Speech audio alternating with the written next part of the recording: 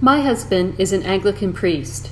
A little over 18 months ago, he was called out of parish ministry.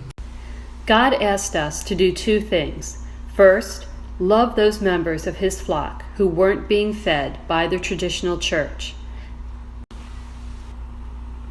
And second, to rely on God for our provision. We didn't know what that would look like, but we were given just enough light at every turn. One of the first pieces that fell into place was the community garden, where we grow vegetables and herbs without chemicals or pesticides, and where generations come together to work, forming a community that wasn't there before. We donate the food we grow to our local food pantry. Still, the land where the garden is now located belongs to a church, and there are limitations to what we can do there. That's why God has planted a bigger dream in our hearts.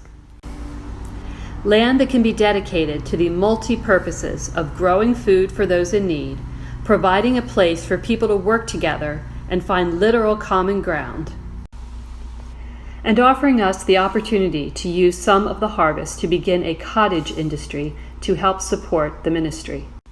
We've already begun turning a bumper crop of jalapenos into delicious jelly, which we give away to anyone who asks.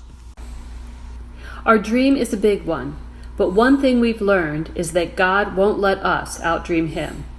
Our dream is to find the right piece of land here in Central Florida where our ministry is growing. We need to be able to buy or rent that land and to have the equipment to garden there on a larger scale, as well as a building to shelter that equipment. Yes, it's a big dream, but it's also one that will not only bless our family, it will bless God's whole kingdom.